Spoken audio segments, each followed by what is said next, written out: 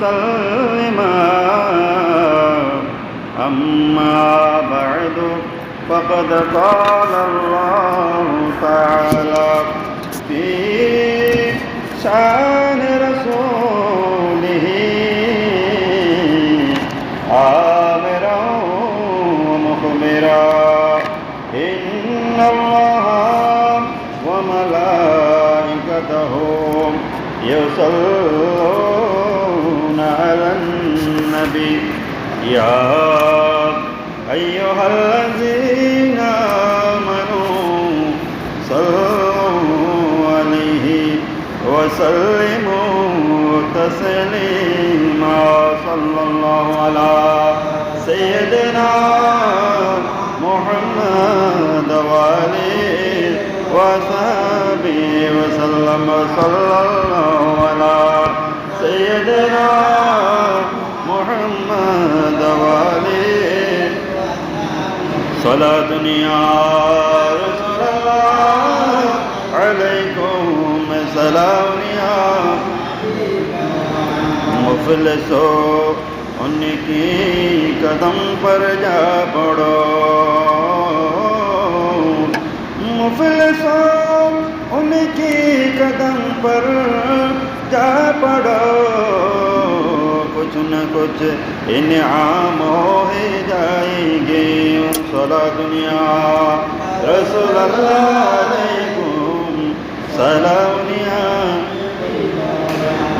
अल्लाहुम्मा सल्ली अला सय्यिदिना मौलाना मुहम्मद व अला आलि सय्यिदिना मौलाना मन जंगलेर खुशूर बले आज के मोদের খুশির দিন এই ধরাতে তশরিফ আনলেন রহমাতুল লিল আলামিন আল্লাহুম্মা সাল্লি আলা সাইয়্যিদিনা মাওলানা মুহাম্মদ ওয়া আলা আলি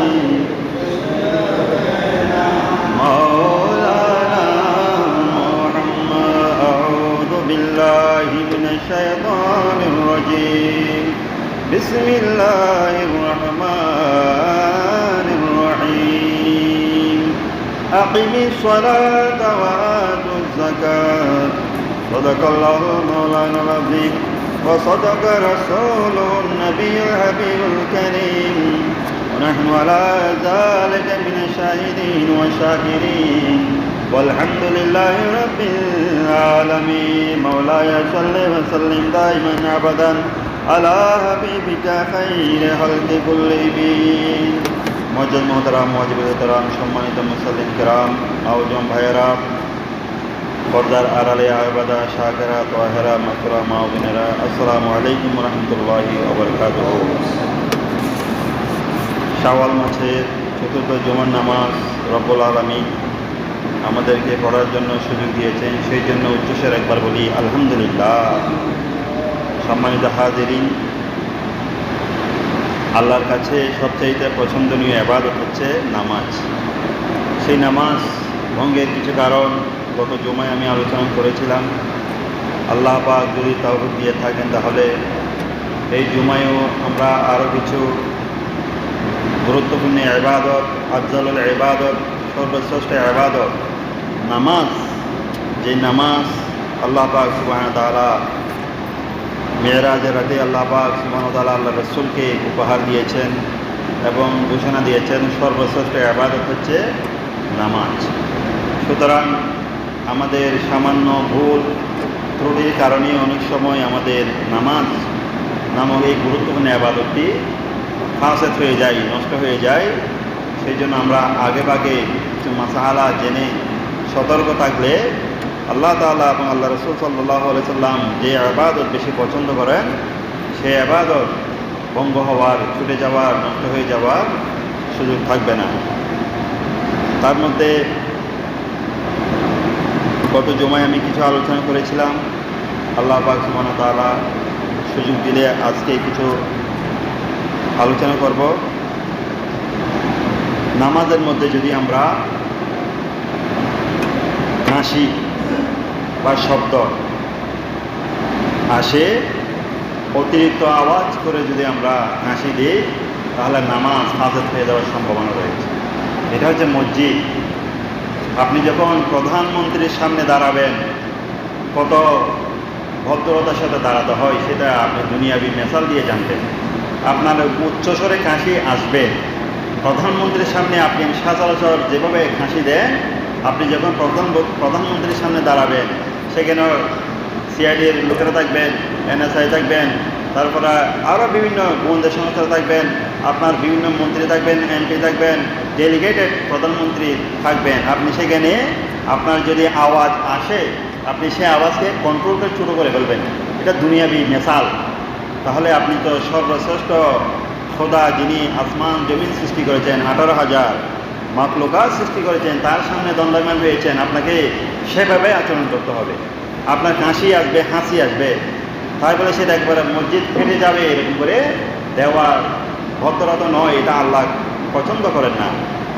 সেই জন্য নামাজে যদি আপনি ইচ্ছাকৃতভাবে কাশি দেন বা শব্দ দেন, তাহলে ফিকহের মাসালার মতে আপনার যদি কাশি না আসে, আপনি নিজের ইচ্ছে কাশি দিয়েছেন। আপনার হাসি আসে নাই, মানে হাসি যেতে বলে আমরা, এটা আসে নাই, আপনি নিজে থেকে দিয়েছেন। যদি এমনি অটোমেটিক চলে আসে প্রাকৃতিকভাবে, তাহলে আপনার নামাজ ভঙ্গ হবে না। কিন্তু আপনি নিজের ইচ্ছে যদি দিয়ে দেন, একজন কাশি দিয়েছে, একজন হাসি দিয়েছেন, আপনি তার থেকে দেখে আপনিও দিয়ে দিয়েছেন নিজের ইচ্ছায়, তাহলে আপনার নামাজ ভঙ্গ হয়ে যাবে। আর যদিও বা হাসি অটোমেটিক চলে আসে, তাহলে আপনি আওয়াজটা কন্ট্রোল করে ফেলবেন, ছোটো করে ফেলবেন। অনেকে এমনভাবে হাসি দেন, তার আশেপাশে যারা আছে তারা পর্যন্ত ভয় পেয়ে যায়। মসজিদ এত প্রকম্পিত হয়, এত আওয়াজ হয়, অন্যান্য মুসল্লিরা ভয় পেয়ে যান। আপনি ঘরের মধ্যে, বাইরের মধ্যে যেভাবে হাসি দিবেন, মসজিদের মধ্যে সেভাবে দিলে হবে না। আপনি আওয়াজটা কন্ট্রোল করতে হবে, আওয়াজটা ছোটো করতে হবে, যত কন্ট্রোল করা যায়। যেহেতু আমি আল্লাহর সামনে দণ্ডায়মান হয়েছি, সেজন্য আমাদের মধ্যে ফিকহের মাসালার মধ্যে রয়েছে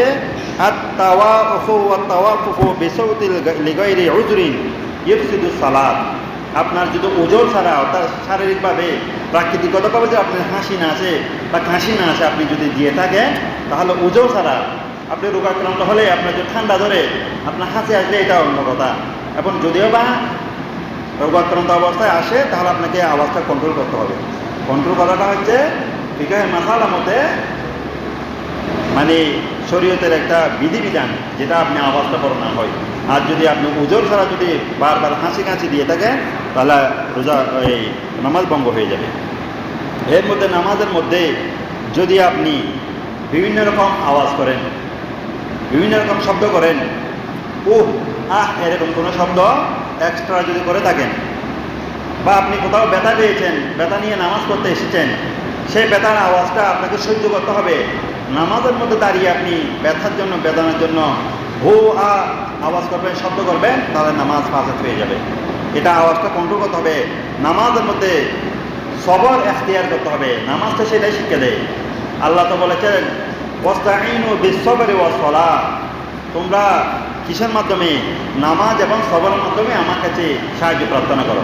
তো আপনি তো অলরেডি নামাজ পড়তে এসেছেন, এখানে যদি আপনি দুনিয়াবি কোনো কারণে যদি আপনি ব্যথা পেয়েছেন বা কোনো একটা খেতে গিয়েছেন, এটার জন্য নামাজের মধ্যে সিজদা করার সময়, রুকু করার সময় যদি আপনি একটু ব্যথা পান বা এটার জন্য আপনি আওয়াজ করছেন, তাহলে আপনার নামাজ কি হয়ে যাবে? ভঙ্গ হয়ে যাবে। সবর করতে হবে, সবর করে নামাজটি করতে হবে, আদায় করতে হবে।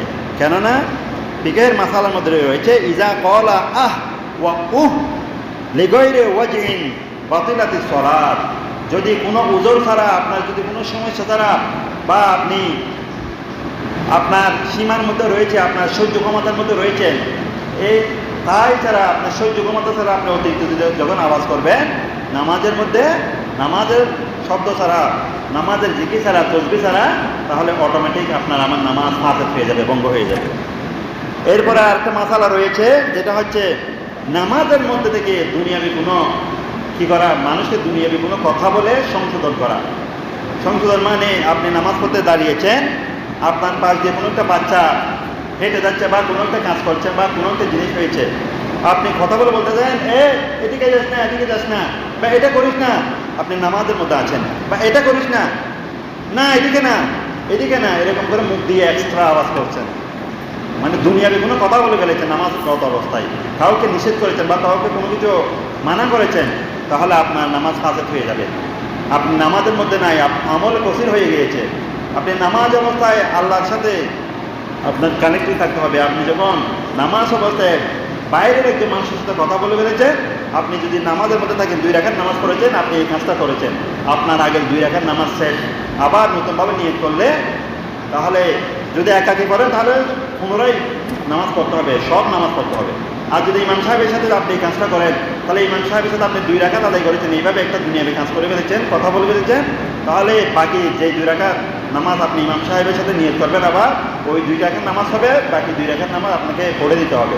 এই নামাজটা হবে না, ফাসেদ হয়ে যাবে। কেননা ফিকহের মাসালার মধ্যে রয়েছে, হাদিসে পাকের মধ্যে রয়েছে, ইন্না হাযিহি সলাতা লা ইসলিহু ফিহা শাইউম মিন কালামিন নাস। এটা এমন একটা নামাজ, যেই নামাজের মধ্যে আল্লাহর কালাম ছাড়া আল্লাহর সাথে কথা বলা ছাড়া দুনিয়াবি কোনো মানুষের সাথে কথা বলতে পারবেন না। আপনার সাথে আল্লাহর সাথে কথা বলা মানে কোরআন শরীফ তিলাওয়াত করা। আল্লাহর সাথে কথা বলা মানে কোরআন শরীফ। শুধুমাত্র নামাজের মধ্যে কোরআন শরীফ তিলাওয়াত করতে পারবেন, আল্লাহর সাথে কথা বলতে পারবেন, আর তাসবিহ করতে পারবেন, সুবহান রাব্বিয়াল আযীম করতে পারবেন, সুবহান রাব্বিয়াল আ'লা করতে পারবেন। আরও কিছু এক্সট্রা দোয়া রয়েছে, রুকু থেকে উঠে হামদান কাসীরান, হ্যাঁ এরকম কিছু দোয়া আছে। তারপর সিজদার মধ্যে একটা দোয়া আছে, এইগুলো দোয়া করতে পারবেন, তাসবিহ করতে পারবেন, আর কোরআন তিলাওয়াত করতে পারবেন। আর সিজদার মধ্যে যদি চান আপনি এক্সট্রা কিছু দোয়া করতে পারেন আরবিতে, তাও বাংলাতে নয়, আরবিতে আপনি দোয়া করতে পারেন। এটা ফিকহের মাসালার মধ্যে জায়েজ হয়েছে। এছাড়া অন্য কোনো কিছু আপনি অন্য কোনো কথাবার্তা আপনি বলতে পারবেন না, যদি বলেন নামাজ ফাসেদ হয়ে যাবে। আরেকটা মাসালা রয়েছে, এটাও নামাজের মধ্যে কোরআন ছাড়া অন্য কিছু পড়া। আপনি কোরআন পড়তে জানেন না, তাই বলে আপনি নামাজের মধ্যে সূরা ফাতিহা জায়গার মধ্যে অন্য একটা দরুদ শরীফ পড়ে দিলে হবে না। আপনি সূরা ফাতিহা জায়গার মধ্যে অতি উৎসাহিত হয়ে সূরা ফাতিহা বললেন, আলাম তারা বললেন, সাথে সাথে আপনি আরেকটা দোয়া ভরে দিলেন। আপনার একটা দোয়া মনে আছে, মনে করেন একটা বড় একটা দরুদ শরীফ মনে আছে, বা মনে করেন একটা আল্লাহুম্মা সাল্লি সালাতান কামিলাতান সাল্লিম সালামান তামিলা, এরকম একটা দরুদ শরীফ আছে, এটা পড়লেন, বা দরুদ ইব্রাহিমটা নামাজের পরে পড়ে ফেললেন অতি উৎসাহিত হয়ে, বেশি সওয়াবের আশায়, বা বেশি জেনে হোক না বুঝে হোক, আপনি নামাজের মধ্যে কি করলেন, পড়ে দিলেন, আত্তাহিয়াতুটা পড়ে ফেললেন ওই নামাজের সূরা ফাতিহার পরে, তাহলে আপনার নামাজ ফাসেদ হয়ে যাবে। কেননা নামাজের মধ্যে কোরআন ছাড়া অন্য কোনো কিছু করা যাবে না। এখানে আছেন ফিকহের মাসালার মধ্যে, কিরাআতু মা লাইসা মিনাল কোরআন ফি সলাতি তুবতিলুহা। আপনি যদি কিরাআতু মা লাইসা মিনাল কোরআন, কোরআন ছাড়া যদি আপনি অন্য কোনো কিছু তিলাওয়াত করেন নামাজের মধ্যে, আপনার নামাজ ফাসেদ হয়ে যাবে। আপনি যদি উৎসাহিত হয়ে নামাজের জায়গার মধ্যে একটা দরুদ শরীফ পড়ে ফেললেন, যেখানে দরুদ শরীফ আছে সেখানে পড়তে পারবেন, আত্তাহিয়াতু পরে পড়তে পারেন, সেখানে ফাসেদ হবে না। কিন্তু আপনি নামাজের আলহামদুলিল্লাহ পরে কি করে ফেললেন, একটা দরুদ শরীফ পড়ে দিলেন, আলহামদুলিল্লাহ পরে আত্তাহিয়াতুটা নামাজের রুকু এই দাঁড়ানো অবস্থা পড়ে দিলেন, আপনি জেনে হোক না বুঝে হোক আপনার নামাজ হয়ে যাবে, ফাসেদ হয়ে যাবে। সেই জন্য যেখানে যেটা করা সেখানে সেটা করতে হবে। এবার আসুন, যে মাসালাটা আমরা বেশি করি, যে নামাজটা, যে কারণে আমাদের নামাজটা ভুল হয়, সেটা হচ্ছে নামাজের মধ্যে অতিরিক্ত চুলকানো। নামাজ পড়তে দাঁড়িয়েছেন, আপনি কি নামাজ পড়তে দাঁড়িয়েছেন না এমনি দাঁড়িয়ে আছেন সেটা আর বোঝা যায় না। আপনি এমনভাবে চুলকাচ্ছেন যাতে মনে হয় যে দুনিয়ার সমস্ত চুলকানি আপনার গায়ের মধ্যে চলে এসেছে। এটা হয়তো নিজের কারণে হতে পারে, হয়তো শয়তানের কারণে হতে পারে। আপনি যখন নামাজের মধ্যে দাঁড়াবেন, শয়তান যে কোনো প্রকারের চেষ্টা করবেন আপনাকে নামাজটা শেষ করে দেওয়ার জন্য। সেই জন্য হয়তো নামাজের সময় শয়তান এক্সট্রাবার আপনাকে চুলকানি বাড়াই দিতে পারে, এটা শয়তানের পক্ষ থেকে হতে পারে। সেই জন্য শয়তানকে কি দেওয়া যাবে না, প্রশ্রয় দেওয়া যাবে না। আপনি যখন নামাজে দাঁড়িয়েছেন, একাগ্র করতেছেন যে আল্লাহর জন্য, চুলকাবে, আপনি 4 মিনিট 5 মিনিট একটু ধৈর্য ধারণ করতে হবে। আপনার চুলকানোর সীমানাটাও রয়েছে। তো এখানে বলেছেন আল হারকাতুল কাসীরাতুল মুতাওয়ালিয়াতু তুবতিলু সলাত। আপনি যদি লাগাতার যদি চুলকাতে থাকেন, লাগাতার যদি একটা কাজ বারবার করতে থাকেন নামাজের মধ্যে, তাহলে আপনার নামাজ শেষ। অতিরিক্ত করা যাবে না। আপনার হয়েছে এরকম, আপনার চুলকানি উঠেছে বা কোনো কিছু হয়েছে, আপনি আমলের কাছে করার জন্য অতিরিক্ত করা যাবে না। আপনি যেখানে সেখানে একটা দুইটা এরকম করে দিয়ে আপনি বারবার যদি এরকম করেন, তাহলে দেখবেন যে আপনার নামাজ ফাসেদ হয়ে গিয়েছে। এটা ফিকহের মাসলা। নামাজে থাকতে অতিরিক্ত কাজ করা যাবে না। আপনি নামাজে দাঁড়িয়েছেন, একটু চুলকাবে, এটা স্বাভাবিক বিষয়। চুলকালে এটা ফিকাহের মাঝাব হচ্ছে আপনি যেখানে হাত দেবেন সেখানে বারবার তুলবেন না, এইভাবে দিয়ে কয়েকবার এইভাবে দিয়ে তুলে ফেলতে হবে এভাবে। কিন্তু আপনি যদি সব সময় যদি চুলকাতে থাকেন তাহলে ফিকাহের মাসালার মধ্যে রয়েছে আপনার নামাজ ফাসাদ হয়ে যাবে। এমন কোনো কাজ করা যাবে না আপনি বারবার চুলকাচ্ছেন, বাইরে থেকে একজন মানুষ আপনার পাশে একজন মানুষ মনে করছে যে এই মানুষটা মনে হয় নামাজে দাঁড়ায় নেই, এমনি দাঁড়িয়ে আছে, এই ধারণা যদি আপনার পাশে একজন মুসলমান চলে আসে আপনার নামাজ ফাসাদ। এটা আমলে কসির হয়ে যাচ্ছে, অতিরিক্ত কাজ হয়ে যাচ্ছে। নামাজের মধ্যে অতিরিক্ত কাজ করা যাবে না, শুধুমাত্র ধ্যানের মধ্যে থাকতে বা আল্লাহর ধ্যান। আল্লাহর ধ্যানের মধ্যে থাকলে আপনি যদি প্রকৃতপক্ষে আল্লাহর ধ্যানে নামাজ পড়তে পারেন, ওখানে যদি আপনার চুলকানি নয় একটা তীর মেরে দিলেও তো আপনার খবর আসবে না। যেভাবে নামাজ পড়েছিলেন হযরতে আলী রাদিয়াল্লাহু তাআলা আনহু, ওনার যুদ্ধের মধ্যে একটা তীর যখন ঢুকে গিয়েছিলেন, সেটা নামাজ না পড়া অবস্থায় টেনে যখন নিচ্ছেন তখন উনি আওয়াজ করছেন, এতই আওয়াজ, ওনার আওয়াজের কারণে তীরটা বের করা যাচ্ছে না, এতই কষ্ট পাচ্ছেন উনি বলছেন, হে আমার বন্ধুরা, হে আমার সাহাবীরা, সাহাবায়ে কেরামরা, আপনারা সারাদিন চেষ্টা করলেও আমি আলীর পা থেকে এই তীরটা নিতে পারবে না, কেননা আমি এখন দুনিয়াবি হালাতের মধ্যে রয়েছে, আমি অতি কষ্ট পাচ্ছি। কিন্তু যেই মাত্র আমি নামাজের মধ্যে দাঁড়িয়ে যাব, দুনিয়াবি কোনো হুঁশ জ্ঞান আমার থাকে না, সেই মুহূর্তে তুমি যদি কান দিয়ে যদি তীরটা নিয়ে ফেলো, কোনো শব্দ করবো না, ওই চাওয়া দিয়ে বলুন আলহামদুলিল্লাহ।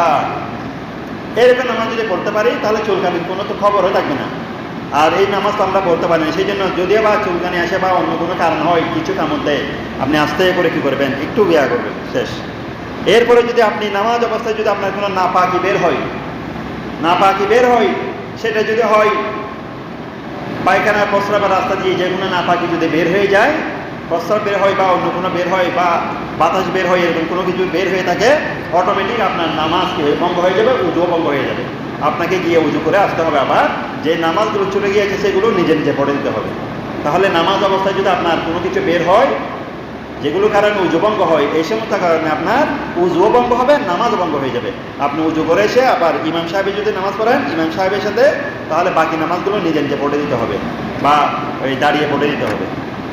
এরপরে দাঁড়িয়ে নামাজ পড়ার সামর্থ্য থাকা সত্ত্বেও বসে বসে নামাজ পড়া, দাঁড়িয়ে নামাজ পড়ার শক্তি সামর্থ্য আপনার আছে, কোনো সমস্যা নেই, ওজন নাই, আপনার শারীরিক কোনো সমস্যা নাই, তবুও আপনি বসে বসে নামাজ পড়েন, তাহলে ওই নামাজটা বিশেষ করে ফরজ নামাজ। কিন্তু নফল নামাজের ব্যাপারে কিছুটা রোকসত রয়েছে। শফির বিতির নামাজ আপনি বসে পড়তে পারবেন, যেই নামাজগুলো আপনার দাঁড়িয়ে পড়ার সময় কষ্ট হয়ে যায়, ফরজ নামাজ ব্যতীত সেগুলো আপনি নামাজ বসে পড়ার বিধান রয়েছে ফিকহে মাসালের মধ্যে নফল নামাজের জন্য। কিন্তু ফরজ নামাজের জন্য আপনার একান্তই উদর ছাড়া আপনি কোনোদিন দাঁড়িয়ে নামাজ পড়লে আপনার ফরজ নামাজ আদায় হবে না। সেই জন্য আপনার সামর্থ্য থাকলে অবশ্যই আপনাকে বসে বসে দাঁড়িয়ে নামাজ পড়তে হবে। কেননা হাদিসে পাকের মধ্যে রয়েছে, সল্লু কায়িমান ফাইন লাম তাসতাতিউ ফাকাইদান, যদি তোমরা নামাজ পড়ো দাঁড়িয়ে দাঁড়িয়ে। নফল নামাজও আপনি দাঁড়িয়ে পড়লে সওয়াব বেশি, মনে রাখবেন। অনেকে নফল নামাজ তো বসে বসে পড়ে, কিন্তু বসে পড়া চাইতে দাঁড়িয়ে পড়া 1000 গুণ সওয়াব বেশি। চাওয়া দি বলুন আলহামদুলিল্লাহ। কোরআন হাদিস মোতাবেক আপনি সামর্থ্য থাকলে বসে নামাজ পড়বেন না পারলে একেবারে পড়েন, কোনো সমস্যা নেই। কিন্তু আল্লাহ রসুল বলছেন, সল্লু কায়িমান, তোমরা দাঁড়িয়ে দাঁড়িয়ে নামাজ পড়ো। ফাইন লাম তাসতাতি, যদি তুমি সামর্থ্যবান না হও, দাঁড়িয়ে পড়তে না পারো, ফাকাইদা, তাহলে তুমি বসে নামাজ পড়তে পারো। এটা উজরের কারণে, কিন্তু সামর্থ্য থাকলে বলেন নাই। সুতরাং আমরা চেষ্টা করবো দাঁড়িয়ে দাঁড়িয়ে নামাজ পড়ার জন্য। এবার নামাজের মধ্যে যদি আপনি হঠাৎ করে যদি অন্য একটা নিয়ত করে বলেন, আপনি নামাজ পড়তেছেন, জোহরের নামাজের নিয়ত করলেন, আসরের নামাজের নিয়ত করলেন, নামাজরত অবস্থায় আপনি আবার নিয়ত করতেছেন না নামায়তু আন উসাল্লি লিল্লাহি তাআলা আরবা রাকাতি সালাতিল ইশা, আবার নিয়ত করে ফেলতেছেন। ভুলের কারণে হোক বা আপনি জেনে শুনে হোক, আপনার নামাজ ফাসাদ হয়ে যাবে। আপনি নিয়ত করেছেন জোহরের নামাজে, নামাজ পড়েছেন, সূরা ফাতিহা পড়েছেন বা পড়ার আগে আপনি আবার কি করে বললেন, আরেকটা নামাজে নিয়ত করে ফেললেন, সেটার জন্য আপনার নামাজ ভঙ্গ হয়ে যাবে। কি জন্য? আপনি যদি শুরুতে নামাজ পড়তে এসেছেন, আপনি আসরের জায়গার মধ্যে জোহর বলতে ফেললে সেটা কিন্তু হবে না, নামাজ ফাসাদ হবে না। কি জন্য আল্লাহ বলেন যে, আল্লাহ রাসূল বলেন, ইন্নামাল আমালু বিন্নিয়াত। আপনি নামাজ পড়তে এসেছেন জোহরের নামাজ, জুমার নামাজ, কিন্তু নিয়ত করার সময় পড়ে ফেলেছেন আসরের নামাজে নিয়ত করে ফেলেছেন, কিন্তু আপনার নামাজ নিয়ত ভঙ্গ করতে হবে না, আপনার নামাজ হয়ে যাবে। কেননা আপনি এসেছেন নিয়ত করে জোহরের নামাজ পড়ার জন্য, কিন্তু আপনি ভুলে নিয়ত করে ফেললেন আসরের, নামাজ হয়ে যাবে, নিয়ত ভঙ্গ করতে হবে না। কিন্তু আপনি নামাজ করে নিয়ত করে ফেললেন, অনেকক্ষণ দাঁড়িয়ে গেলেন, সানা ভরে ফেললেন, সূরা ফাতিহা ভরে ফেললেন, আবার নিয়ত করলেন না আমার নিয়ত, আমি তো আসরের নামাজ পড়তে আসি নাই, আমি তো মাগরিবের নামাজ পড়তে এসেছি, তখন আবার নিয়ত করলেন নামায়তু আন উসাল্লি লিল্লাহি তাআলা, আবার নিয়ত ভেঙে পড়তেছেন, তাহলে আপনার নামাজ ফাসেদ। ওই নামাজ ফাসেদ হলে আবার পুনরায় নিয়ত করে নামাজ পড়তে হবে। কিন্তু শুরুতেই যদি আপনি নিয়ত ভুল করেন, সেটার জন্য আল্লাহ রুখসত দিয়েছেন, আপনার মাফ করবেন, আল্লাহ নামাজটা কবুল করে নেবেন। কেননা আল্লাহ বলেন যে আমার বান্দা নিয়ত করে এসেছে জোহরের নামাজে, বলে হয়তো মুখ কষ্টে বলে ফেলেছে আসলে নামাজের নিয়ম, আমি আল্লাহ সেটা কবুল করে নিলাম, নামাজ পড়ে ফেলতে পারবে। নামাজ পড়তে পড়তে যদি হঠাৎ করে ঘুমিয়ে পড়েন, এমন ঘুম গেলেন, ইমাম সাহেব যে রুকু সিজদার মধ্যে চলে গেলেন, আপনি জানেন না, এক রাকাত করে ফেললেন নামাজ। আপনি দাঁড়ানো অবস্থায় আছেন, একেবারে দাঁড়িয়ে আছেন ঘুমের মধ্যে, এরকম অনেক হয়। ক্লান্ত শরীর নিয়ে নামাজ পড়তে এসেছেন, আপনি কি করেন, ব্যবসা করেন, বাণিজ্য করেন, চাকরি করেন, রাতে বা ঘুমাতে পারেন নাই, নামাজ পড়তে এসেছেন আপনি, ইমাম সাহেব কখন রুকু সিজদার মধ্যে চলে গেলেন, এক রাকাত পড়ে ফেললেন, আপনি জানেন না। এমন যদি হয়ে থাকে, আপনার কোনো সেন্সই নাই, আপনি এমন ঘুমে মগ্ন হয়ে গেলেন দাঁড়িয়ে, তখন আপনার উযুও চলে গেল, নামাজও ফাসেদ হয়ে গেল। যে রাকাত শেষ হয়ে গেল, আপনাকে অবশ্যই গিয়ে আবার নামাজ পড়তে হবে, উযু করতে হবে। কেননা আপনার সেন্স নাই, আপনার একেবারে আপনি সেন্স বিহীন হয়ে গেছেন, আপনার কোনো মস্তিষ্কের মধ্যে কোনো কি নাই, অনুরণ নাই, আপনার কোনো সেন্স নাই, সেই জন্য নামাজ আপনার বেশি নামাজ ঘুমে চলে আসলে আপনাকে আবার নামাজ পড়তে হবে। এরপরে নামাজ অবস্থায় যদি আপনি, এগুলো তো সচরাচর হয় না, আপনার সবাই জানি, তবুও এরকম যদি হয়ে থাকে, বেশাকটা যদি হয়ে থাকে, আপনি নামাজের মধ্যে দাঁড়ান, হঠাৎ করে আপনার সামনে চলে এলেন প্রেসিডেন্ট, আপনার সামনে চলে এলেন প্রধানমন্ত্রী, এরকম হলো, আপনি নামাজ অবস্থায় ওনার সাথে হাত মিলালেন, বা নামাজ অবস্থায় ওনার সাথে মুসাফাহা করে ফেললেন, আবার নামাজ অবস্থা নিয়ে নামাজের মধ্যে আছে, এরকম বই যদি হয়ে থাকে, নামাজ ফাসেদ হয়ে যাবে। 2 রাকাতের মধ্যে হয়ে থাকলে আপনার 2 রাকাত নামাজ শেষ, আবার নিয়ত করে করতে হবে। তাহলে নামাজ অবস্থায় কারোর সাথে হাত মিলানো যাবে না, নামাজ অবস্থায় কারোর সাথে মুসাফাহা করা যাবে না, নামাজ অবস্থায় শুধু নামাজ। কেননা এখানে বলা হয়েছে আল মুসাফাহাতু ফিস সালাতি মিনাল আমালুল কাসীর, নামাজের মধ্যে কারোর সাথে মুসাফাহা করা এটা আমলুল কাসীর, অতিরিক্ত কাজের মধ্যে পড়ে যায়, সুতরাং নামাজ ফাসেদ।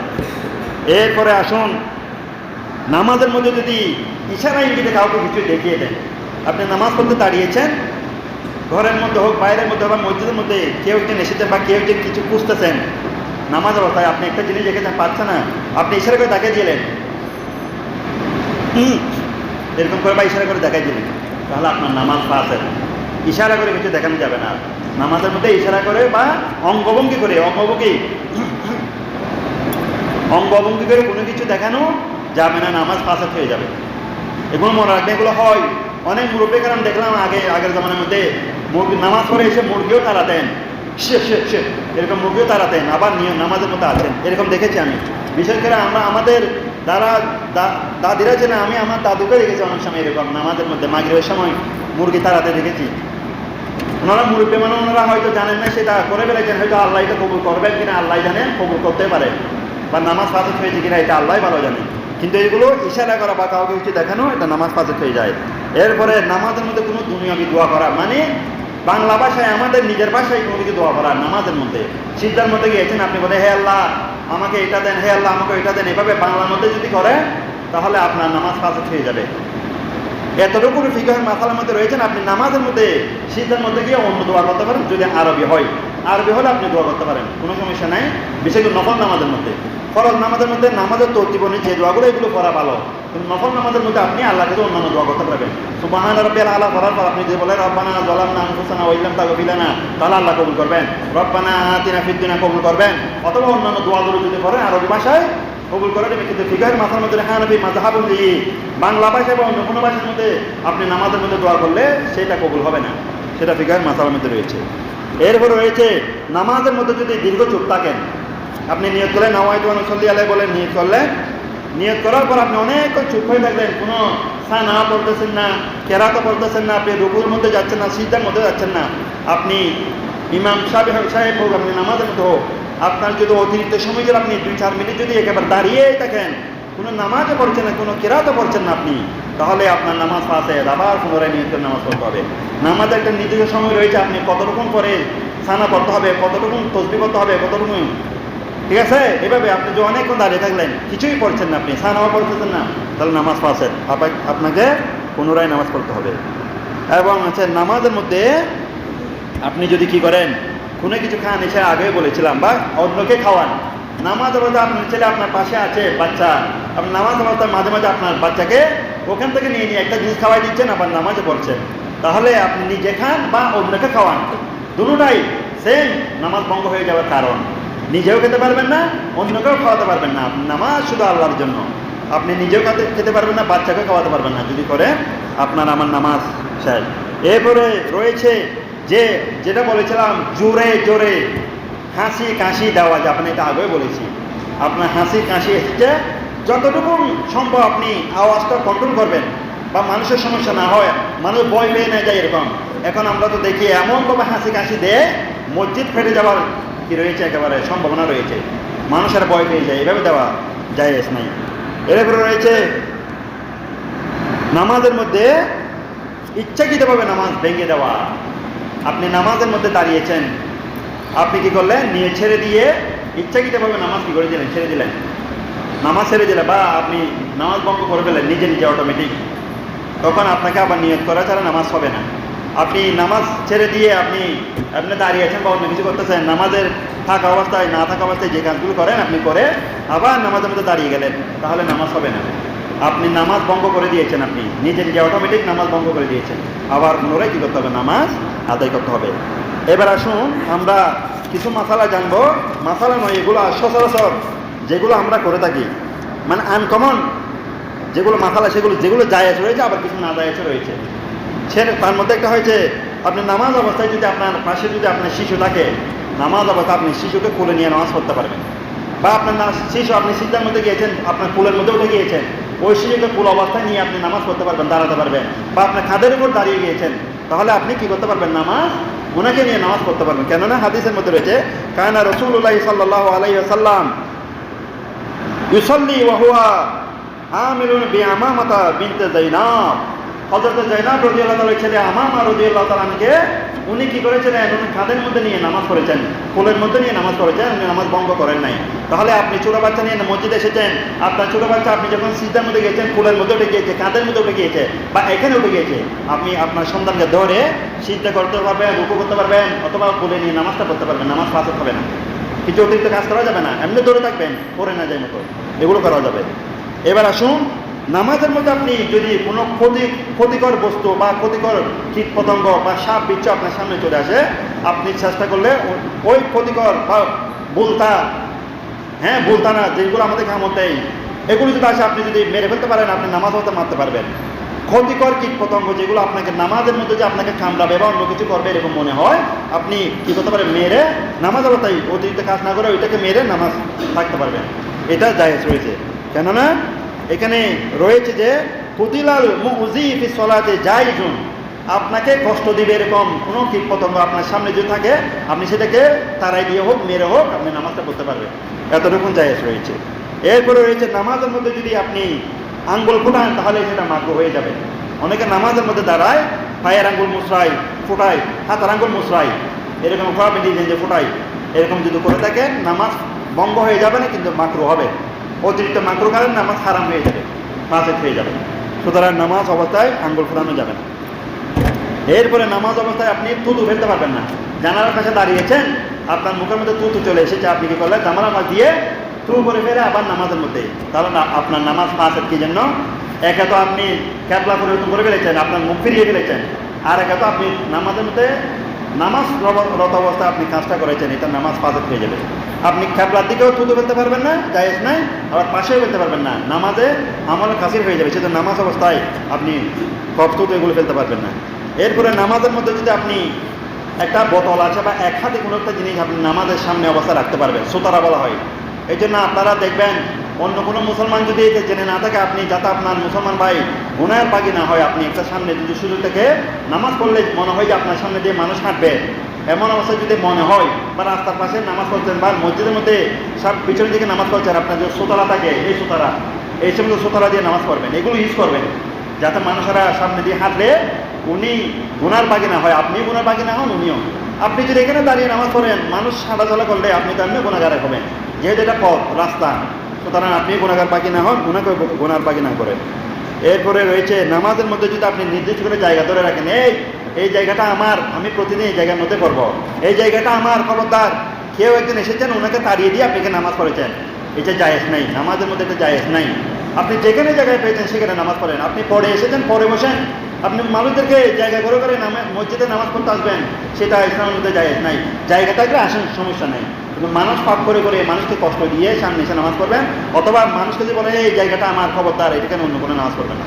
কিন্তু একটা মাথা মনে রাখবেন, ইমাম সাহেব যেখানে নামাজ হচ্ছে সেখানে জায়গাটা রাখতে পারবেন, কি জন্য ইমাম সাহেব এখানে দাঁড়াতে হবে, খতিব সাহেবের পিছনে ইমাম সাহেব দাঁড়াবেন, ইমাম সাহেবের পরে মসজিদ সাহেব দাঁড়াবেন, এটা হচ্ছে নিয়ম, এটা ওনার জন্য খাস। কিন্তু এমনি যদি আপনি নির্দিষ্ট করেন যেখানে নামাজ পড়া, সেটা কি হয়ে যাবে, নাজায়েজ হয়ে যাবে। এরপরে রয়েছে ইমামের ভুল ধরা। আপনি কি নামাজের মধ্যে ইমামের ভুল ধরতে পারবেন? বলেন পারবেন। কিভাবে? ইমাম সাহেব আপনি সূরা পড়তেছেন, আপনি ওই সূরাটা আপনার জানা আছে, আপনি ভুল করতেছেন, ইমাম সাহেব এটা ভুল হচ্ছে, এরকম না এরকম, তাহলে আপনার নামাজ শেষ। সরাসরি এভাবে বলতে পারবেন না, আপনি লোকমা দিতে পারবেন, তসবিহ বলতে পারবেন। তসবিহ মানে কি? সুবহানাল্লাহ বলতে পারবেন, অথবা আল্লাহু আকবার বলতে পারবেন, আলহামদুলিল্লাহ। বেশিরভাগ সুবহানাল্লাহ আলহামদুলিল্লাহ এই দুইটা ফিগার মাথার মধ্যে রয়েছে, এই জন্য আমরা আল্লাহু আকবার বলি। কি জন্য? আল্লাহু আকবার বললে ইমাম সাহেব রুকু থেকে সিজদা চলে গেলে উনি বলেন হ্যাঁ আমি তো রুকু করে ফেলতেছি মনে হয়, সিজদা, এরকম বলে উনি দাঁড়িয়ে যাবেন। কিন্তু এরকম বলেন হুজুর এখন রুকু হবে, এখন সিজদা হবে, আপনি এরকম হবেন না, আপনার নামাজ ফাঁসে। ইমাম সাহেবকে ভুল ধরা যাবে, লোকমা দেওয়া যাবে, ওনাকে কি করে, ওনার লোকমাটা তসবিহ করে আল্লাহু আকবার বলে। আপনি যদি ডাইরেক্ট সরাসরি কথা বলে যদি নামাজ পড়তে চান